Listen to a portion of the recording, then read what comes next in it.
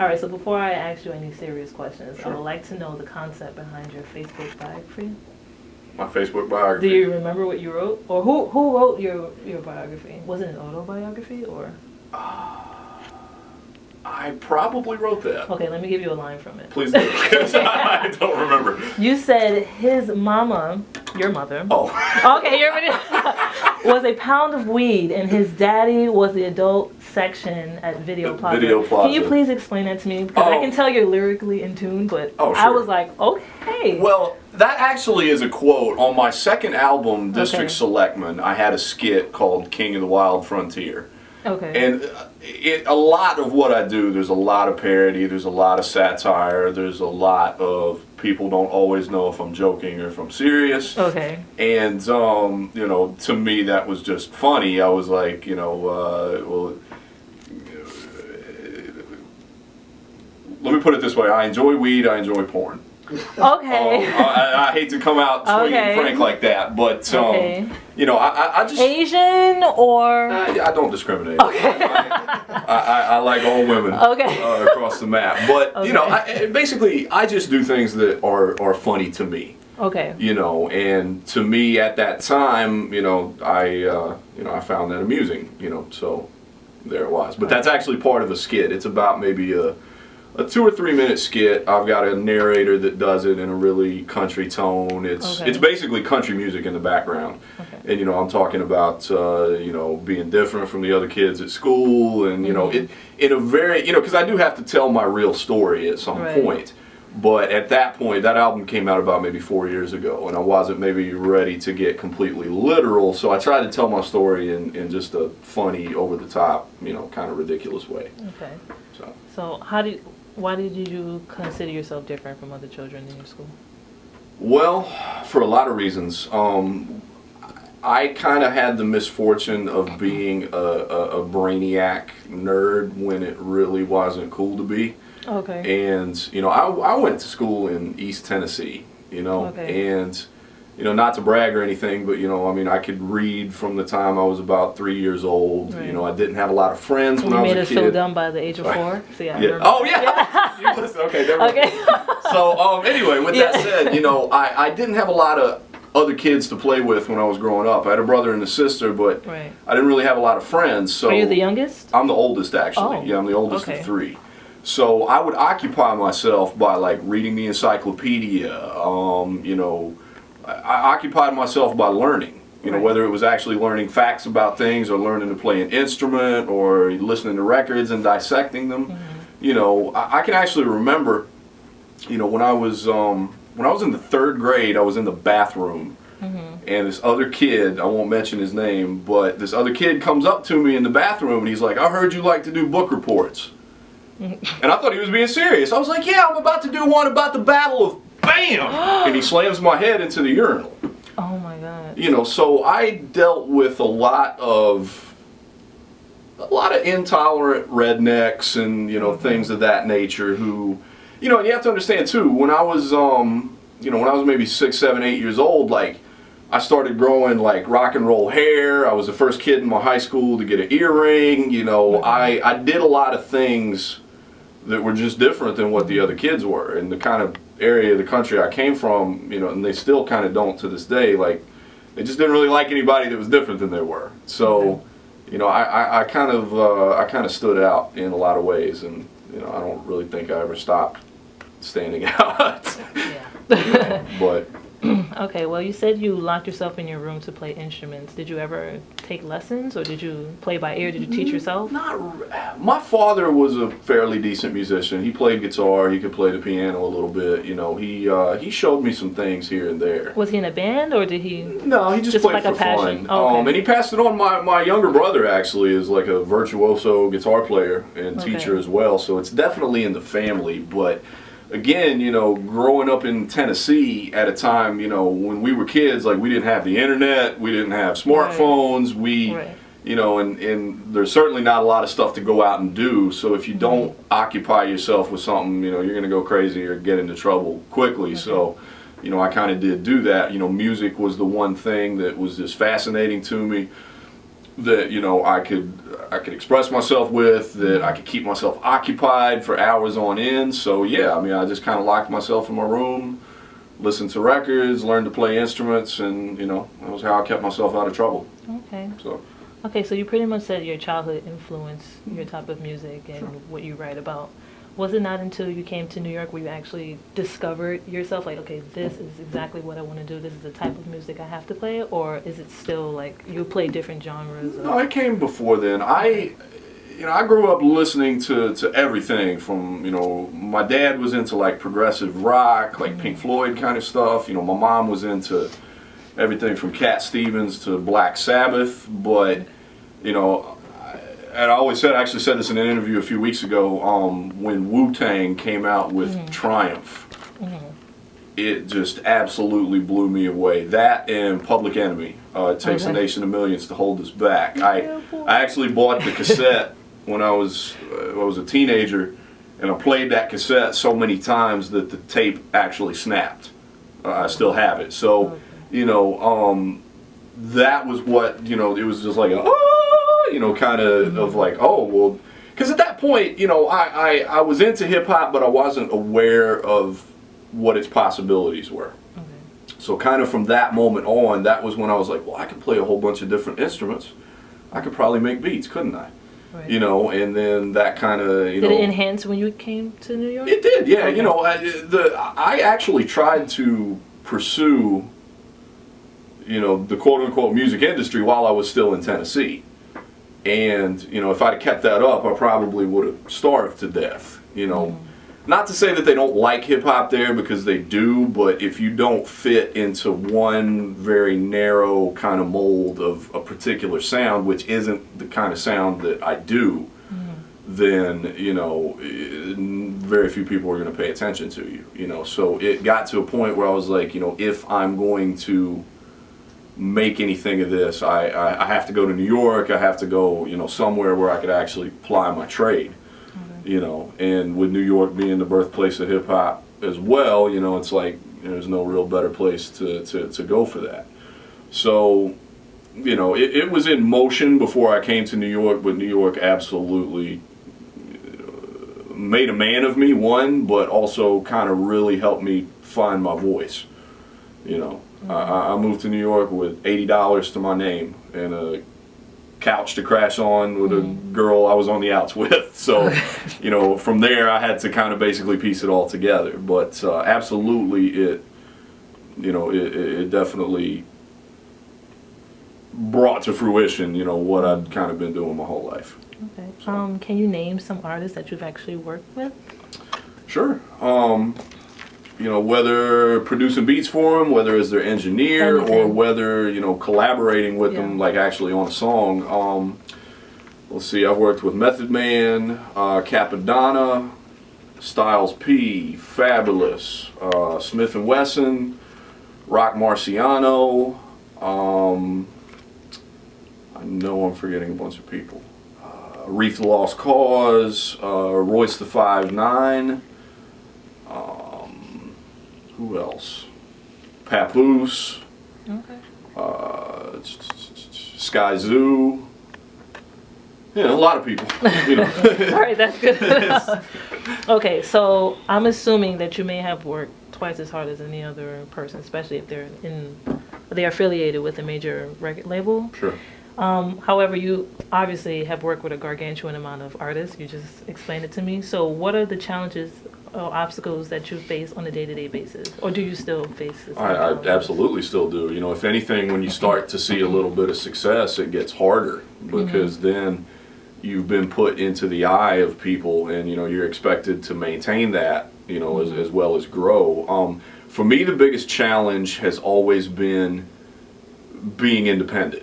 You know, because, you know, I've never had any kind of financial backing whatsoever. You know, so whether it's, you know, pressing up your own CDs, whether it's advertising and marketing, whether it's touring, you know, which was one of the big things that really opened up doors for us, was, you know, going out on the road and playing different places. You know, but again, you got to come out of pocket.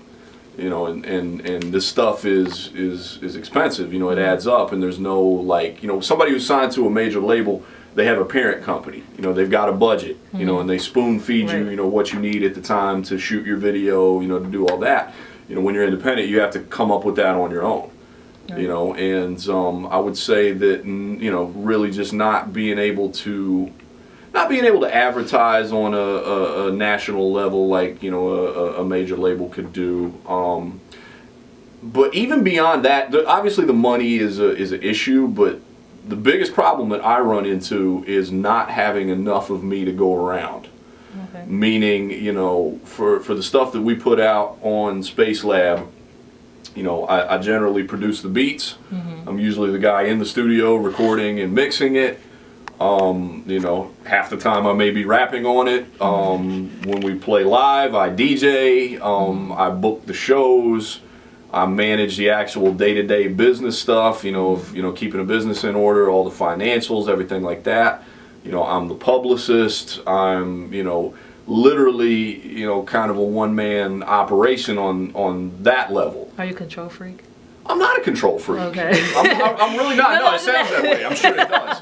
I'm really not a control freak, right. But I have standards of what I think things should be. Are you a perfectionist? I'm actually not. A perfectionist to me is somebody that won't put something out until they've nitpicked it to death. Right.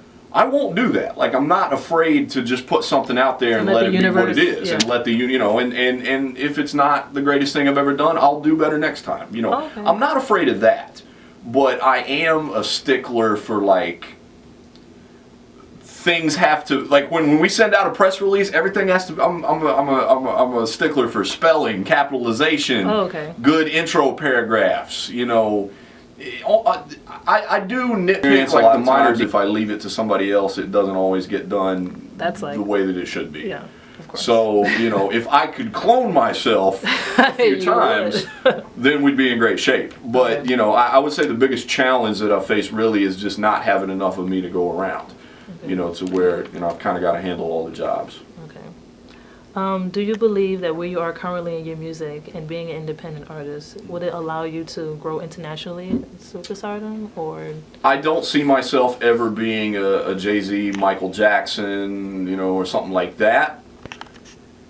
I don't really desire to be. Okay. You know, my goals, in my opinion, are realistic. Now, when you say international, though, I have always felt that the kind of music that we do would go over tremendously overseas, in Europe, in Asia, in Japan, in places like that, where, you know, they have almost a deeper appreciation for hip hop, to the point, you know, here in New York, like, we're bombarded with it. You know, every day of the week there's 100 shows going on, like, it's just ingrained into our day to day.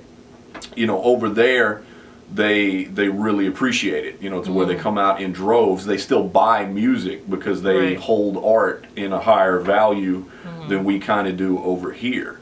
You know, I thoroughly believe that, you know, myself and the other artists on our label could graduate to the level to where every time we drop a record, you know, we're selling 100,000 independent, you know, which, you know, at $8 to $10 a unit, you know, do the math. Like, that's, you know, that's the thing, is like, there's serious money to be made independently if you do have a dedicated fan base.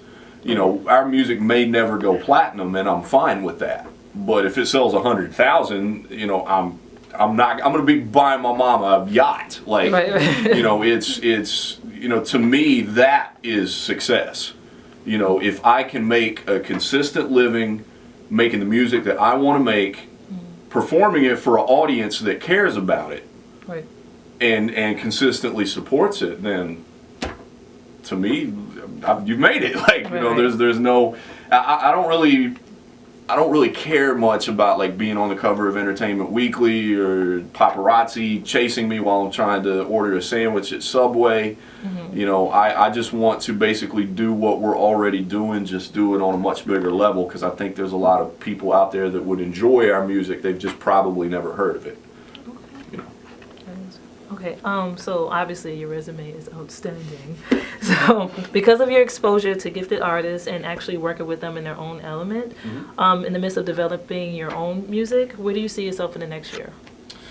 In the next year? I hate to kind of answer it like I did the last question, but I really just want, for the first time in my life, like I'm happy. Like I'm happy with where things are going. You know, it's a slow grind sometimes, but it's a consistently uphill grind. You know, I always say that, you know, my ability, like I've made a living in the music industry for, it'll be 5 years this November. Okay. You know, and that was really my goal in life, even beyond being a musician. Like I did not want to work for the white man when I grew up. Okay. Like I've always felt like if I could be self-employed and put my time and labor and effort into my dream instead of somebody else's, then I've made it. So, you know, this November will be 5 years that I've been able to do that. But it's the sum of its parts. You know, my ability to make a living comes from, you know, the studio time, from engineering, from a little bit of selling records here and there, from selling a beat here and there. You know, I do consultations for artists who are trying to get their copyrights and publishing. You know, the sum of all these different little odd jobs is what, you know, allows me to make a living in my company to stay in business. So it's running at the point now to where I'm happy with how it's going. I just want to build it up, you know. So, you know, there was a time, I never want to speak negatively on anybody, but, you know, there was a time I had to record a lot of whack music, you know, just to pay the bills. Right. Well, and I'll still do that. You have to do. You got to do what you got to do, you know, and I'll still do that to this day, but there's a much larger percentage of good artists that, you know, day to day pay the light bill like I'm getting to work with. Right. You know, so I definitely would like to get it to the point to where everybody I'm working with is somebody that I enjoy working with. Right, right. You know, and then like I said from there, like I just want to have more shows, I want to have more releases out there, I want to have a greater media presence, you know, I want to just be able to reach more people, you know, with what we're doing. Okay. So. Okay, describe the dynamic of Moonshine Burrito. Moonshine Burrito is a side project. One of the gentlemen in Spacelab, and my longtime friend, is a rapper named Cypherface. He's originally from Tucson, Arizona. You know, he moved here just like I did. And we've been affiliates and worked together for a long time. And he and I had a discussion a while back about two different things. One, about how rap is just not fun like it used to be. Every rapper, you know, whether they're talking about how much money they're making or how much, you know, how many people they killed or, you know, everything like that, like every rapper's got that ice grill. Like people are afraid to smile and laugh anymore. Right. You know, and there was a time in the, you know, quote unquote golden era of hip hop, you could be yourself and people would accept it. Right. So we wanted to do something that was fun. So he and I were talking one day and we made a joke about, well, if we did a side project, what should we call it? Now, I'm originally from Tennessee. Right. That's where the moonshine comes from. He's originally from the desert in Arizona. That's where the burrito comes from. So I just made a joke. I was like, we should call that Moonshine Burrito. And we both just, like we fell over laughing, and then we were like, you know what, that's so crazy that it might just work. So we recorded the album this summer, and it was very liberating because for the first time in making an album, normally, again, not being a perfectionist, like I won't put it out, but I do nitpick over things. Like, you know, this has got to be the best it could possibly be.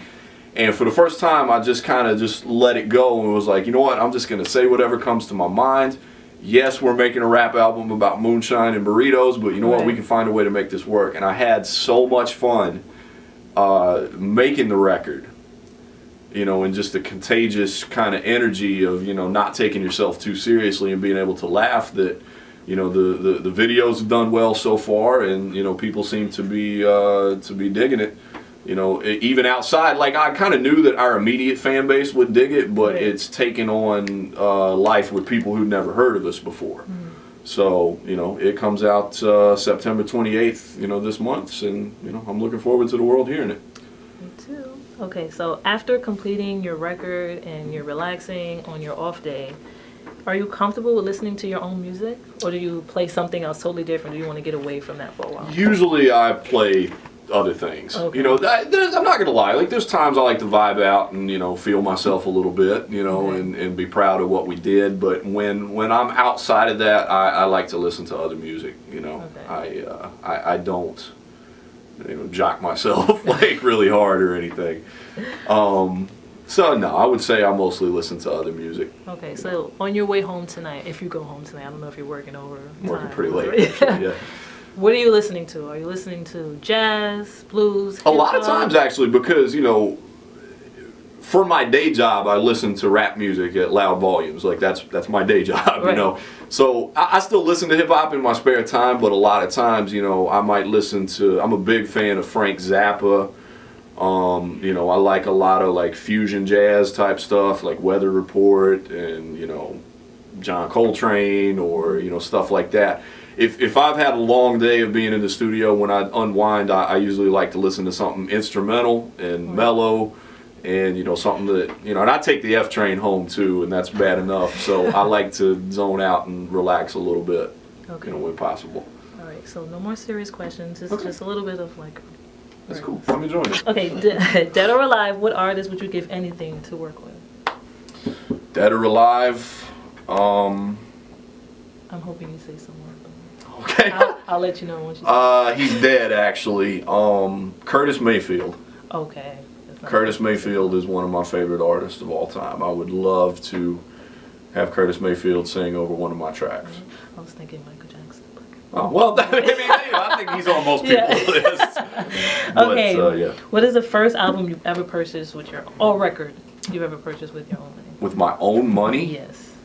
Was Lionel Richie Dancing on the Ceiling. Really? It was, yes. I had some cassettes and records before that, but it was like my parents got them for me. My parents had a big vinyl. I'm a vinyl collector. Like I got like my father was. Probably like 3,000-4,000 records taking up crazy space in my apartment and downstairs in my studio. But my parents had a big vinyl collection, and when I was a kid, I used to actually chew on them. Like I would take the record out and gnaw on it, and I think that had some sort of like chemical reaction. I became addicted to records later in life. But so I had my parents' records, and they bought me. Seeing how much I like music, they bought me some stuff. But the first record I ever actually had my own money and went to the store and bought Lionel Richie. Dancing on the Ceiling. So were you a fan with like Commodore's Lionel Richie or like just Lionel Richie? Later in life, I preferred the Commodore's Lionel Richie, but when I was a kid, it was Lionel Richie. Okay. So my next question is really ironic because you have a Sesame Street watch on. So I got a great Sesame Street story too. So if that's not your question. I hear word in Yonkers, word on the street, is that you've been sued by a bird. Is that true? It is. Can you explain? Yeah. So, last summer, most of your viewers are probably familiar with sampling, taking, licks and riffs off of old records and reappropriating them to make new music. So, a lot of my music is sample based. Because again, going back to, I love records. But even beyond that, I think sampling helps keep older music relevant for a younger audience. So I sample quite liberally in my music, and I've never really sweated it for two reasons. One, because usually I'm not sampling something that's going to be instantly recognizable. Okay. I'm not taking like the first 8 bars of Billie Jean and, usually it's rare records and I chop them up and process them and, it's normally very hard to guess what I sampled. But the other reason I'm too underground for them to ever care. Because you underestimated. I did. An entertainment lawyer had told me, that you got to sell a certain amount of records for it to be worth their time to take you to court. Right. So I just never sweated it. Well, in 2008, I put out an album called District Selectman. So was it like Sunny Day? Well, I had a song. Track number 8 on that album is a song called "People in Your Neighborhood," which sampled the Sesame Street song of the same name. And the first verse was about my neighborhood in Tennessee, and the second verse was about my neighborhood in Brooklyn. So that album had been out for 4 years, and it did what it did. I put out a third album. I hadn't really thought about it. Until last summer, one day, I got served with an injunction from the publishers of that song. It was Sesame Street, but it wasn't. It was a third-party publishing company who had bought the rights to that song. Okay. So they had found my record because apparently I wasn't as underground as I thought I was. Which is a good thing. Which is a good thing. It's like a catch-22 kind of, yeah. Okay. And so, you know, they served me with an injunction. All my music got pulled from iTunes. My distributor at the time ended up dropping me, and it got settled out of court. It did end up costing me some money, but, you know, they weren't able to take me for everything I was worth because the album only sold 2,000 copies. Okay. So, you know, when your album only sells 2,000 copies and then there's 18 songs on the record and you're only entitled to 1/18 of that, you know, it's not a huge amount of money. Right. It was a setback, but at the same time, in a way, I kind of was proud of it. Like, I felt like I'd arrived. Yeah, like I'm a real producer now. Exactly. Like, I got, you know. Once you've been sued, it's like you made it. Exactly. You know, so of course my mom, you know, has to make a joke about, like, you know, is Grover the prosecuting attorney and things like that. And it was, you mentioned my watch. Oddly enough, a few weeks later, Caesar Van Gogh, one of the artists on my label, was at a fundraiser. And this watch was actually given to him by one of the executives who worked for Sesame Street. And he gave it to me. He was like, this is your consolation prize, you know, for your first sampling lawsuit. So I've worn it ever since. Okay. Were you ever spoiled by your parents? Are you still? I was spoiled with love. I was spoiled with encouragement. I was spoiled with being able to be whoever I wanted to be. With money, absolutely not. Okay. I'm a poor hick from the sticks of Tennessee. You know? I say that because I saw a picture on, I think it was Facebook, that your mom sent you peanut butter. Oh, she made that. Oh, she did? She made that herself. Yeah, she, see, that's the thing, you know, I was also taught self-sufficiency. Okay. Because my parents didn't have any money. Okay. But anything they needed, they could make. Were they born and raised in Tennessee? Yeah, they were. Oh, okay. You know, my father was a mechanical engineer for Philips Electronics. He was never paid what he was worth, but he had the skill set that if you needed something, he could build it. My mom's the same way. Like, you know, so I was taught, you know, very much by my parents, you know, that you can't let not having any money be an obstacle to stop you. You know, because, you know, if it weren't for, you know, they allowed me to have, I don't know what they had to do to put the money together to get me a set of drums when I was in the 6th grade. And how they were able to tolerate me learning the drums in a tiny little rental house is beyond me. But if it weren't for that, like, I wouldn't be sitting here talking to you right now. You know, so, you know, I was definitely spoiled with love, encouragement, resourcefulness, and all that, you know. I think that's fantastic. I think that just humbles you.